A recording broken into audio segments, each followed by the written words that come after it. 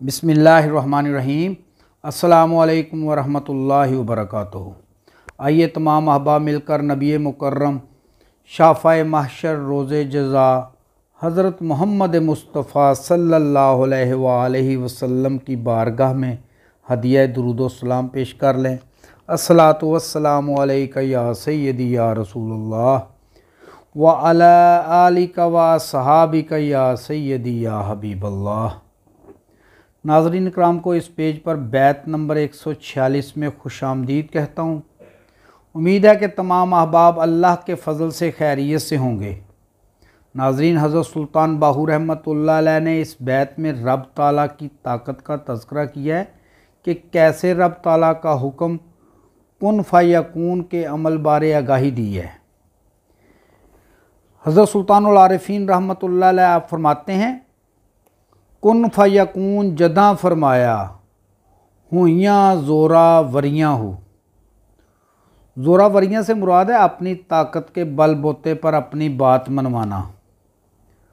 आप रहमतुल्लाह अलैह फरमाते हैं, अल्लाह ताला ने जब ये कायनात बनाई तो अपनी ताकत का मुज़ाहरा फरमाया। हज़रत सुल्तान बाहू रहमतुल्लाह अलैह फरमाते हैं, अल्लाह रब्बुल इज़्ज़त की शान करीमी ये है कि सारी ताकतें उसी की हैं।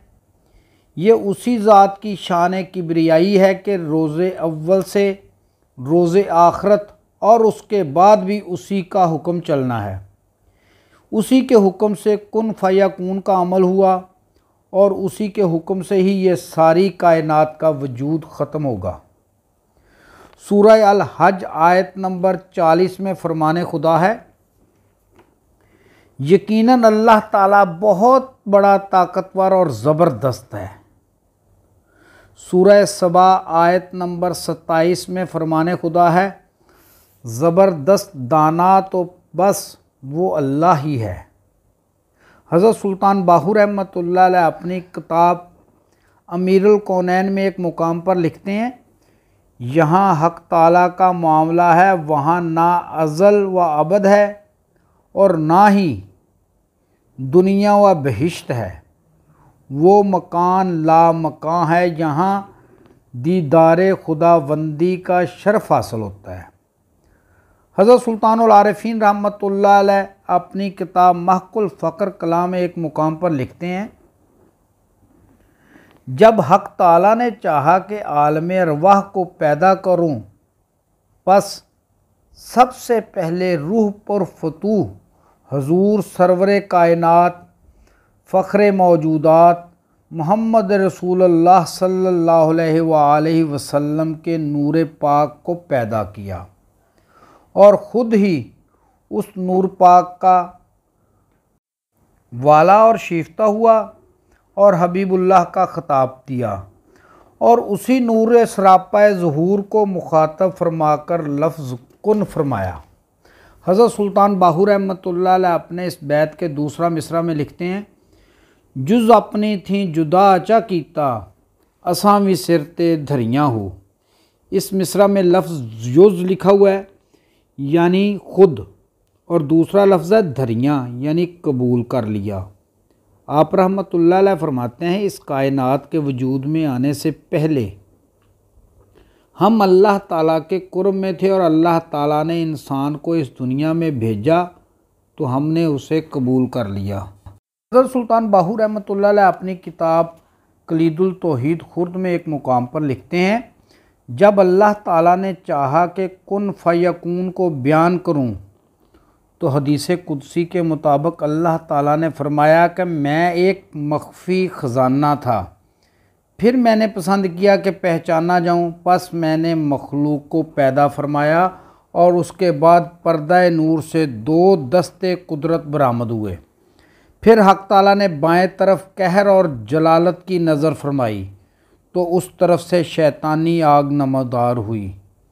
फिर अल्लाह ताला ने दाएं तरफ लुत्फ़ो करम और शफ़क़त रहमत से इल्तिफ़ात फरमाई तो सरकार दो आलम सल्लल्लाहु अलैहि वसल्लम का नूर मुबारक ज़ाहिर हुआ, जो आफ़ताब से भी ज़्यादा रोशन था। और बाद अज़ां अल्लाह ताला ने कुन अरशाद फरमाया तो तमाम कुल जुज़ मखलूक़ात मौजूदात की अरवाह दर्जा बदर्जा, जमात बा जमात और सफ़ ब सफ़ अल्लाह ताला के हुक्म से उसी की तरफ मतवज्जा होकर अपनी अपनी जगह पर बाअदब खड़ी हो गई, क्योंकि रूह अमरे रब्बी है। हज़रत सुल्तान बाहू रहमतुल्लाह अलैह अपनी किताब नूरुल हुदा कलाम एक मुकाम पर लिखते हैं, जब कोई मखलूक नहीं थी और खुदा की ज़ात एक छुपा हुआ ख़जाना था, जैसा कि हदीस कुदसी में अल्लाह का फरमान है कि कुन तो कंजन मखफ़ियन, यानी मैं एक छुपा हुआ ख़जाना था। अब जानना ये है कि खुदा कहाँ था और मैं कहाँ। मैं खुदा में था और खुदा मुझ में था। हज़रत सुल्तान बाहू रहमतुल्लाह अलैह अपनी किताब कलीदुल तौहीद में एक हदीस नबवी नकल फरमाते हैं कि नबी पाक सल्लल्लाहु अलैहि वसल्लम ने फरमाया, दुनिया कमान है और उसके हाथ से तीर हैं और उसमें इंसान निशाना है। हज़रत सुल्तान बाहू रहमतुल्लाह अलैह इस बैत के तीसरा मिसरा में फरमाते हैं, असां तां मालक मुल्क दे होके आन ज़कातां भरियां हो। हम जब अल्लाह ताला के कुर्ब में थे तो हम हर चीज़ के मालिक थे, तो इस दुनिया में आकर हम मोहताज हो गए। सूरह अल बकरा आयत नंबर 212 में फरमाने खुदा है, जिन लोगों ने कुफ्र की राह इख्तियार की है उनके लिए दुनिया की ज़िंदगी बड़ी महबूब व दिल पसंद बना दी गई है। सूरह अल मोमिन आयत नंबर 39 में फरमाने खुदा है, ए कौम, दुनिया की ज़िंदगी चंद रोज़ा है, हमेशा के क़याम की जगह तो आखरत ही है। सूरह हूद आयत नंबर 15 और 16 में फरमाने खुदा है, जो लोग बस इस दुनिया की ज़िंदगी और उसकी खुशनुमाइयों के तालिब होते हैं, उनकी कारगुजारी का सारा फल हम यहीं उनको दे देते हैं और उसमें उनके साथ कोई कमी नहीं की जाती, मगर आखिरत में ऐसे लोगों के लिए आग के सिवा कुछ नहीं है। सूरह अल हदीद आयत नंबर 20 में रब ताला फरमाते हैं, दुनिया की ज़िंदगी एक धोखे के सिवा कुछ भी नहीं है। हज़रत सुल्तान बाहू रहमतुल्लाह अलैह अपनी किताब कलीद जन्नत में एक हदीस कुदसी नकल फरमाते हैं, तुम दुनिया में इस तरह ज़िंदगी बसर करो कि तुम परदेसी हो, बल्कि राह रो, अपने आप को अहले कब्र ख्याल करो। हज़रत सुल्तान बाहू रहमतुल्लाह अलैह अपनी किताब महकुल फ़क्र कलाम में एक हदीस नबवी नकल फरमाते हैं कि नबी पाक सल्लल्लाहु अलैहि वसल्लम ने फरमाया, इंसान 4 चीज़ों से पैदा किया गया है, पानी, आग, मट्टी, हवा। जिसमें पानी ज़्यादा है वो दाना है, और आग ज़्यादा हो तो वो हरीस है, और मट्टी ज़्यादा है तो वो मतवाज़े है, और अगर हवा ज़्यादा है तो मुतकब्बर है। हज़रत सुल्तान बाहू रहमतुल्लाह अलैह इस बैत के चौथा मिसरा में फरमाते हैं, अदब दी जा जो होई बाहू, नीतां करिए खरियां हो। इस मिसरा में लफ्ज़ खरियां का तज़किरा हुआ है, यानी सच्ची बातें। आप रहमतुल्लाह अलैह फरमाते हैं, ए बाहू, अल्लाह ताला की ज़ात मालिक व खालिक है, उसका अदब लाजमी व ज़रूरी है।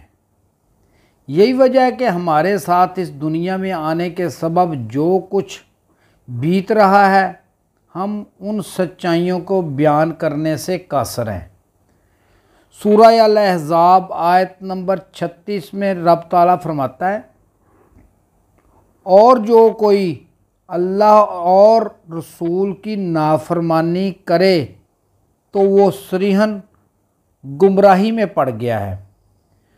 सूरह अल हज आयत नंबर 30 में रब ताला फरमाते हैं, और जो कोई अल्लाह के कायम करदा हुर्मतों का एहतराम करे तो उसके रब के नज़दीक खुद उसके लिए बेहतर है।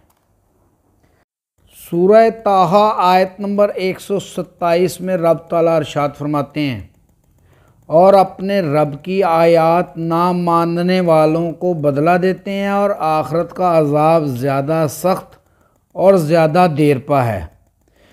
सूरह बकरा आयत नंबर 112 में रब ताला इरशाद फरमाते हैं, हक ये है जो भी अपनी हस्ती को अल्लाह की अताअत में सौंप दे और अमलन नेक रवश पर चले, उसके लिए उसके रब के पास उसका अजर है और ऐसे लोगों के लिए किसी खौफ या रंज का कोई मौका नहीं।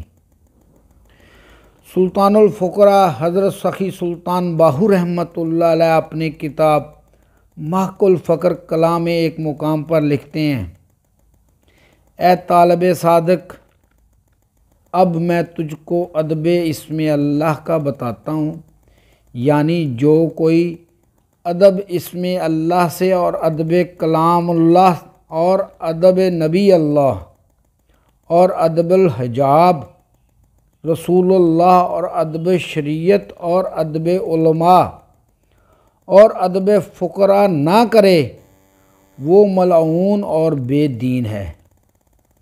नाज़रीन, उम्मीद है कि आपको आज की वीडियो पसंद आई होगी।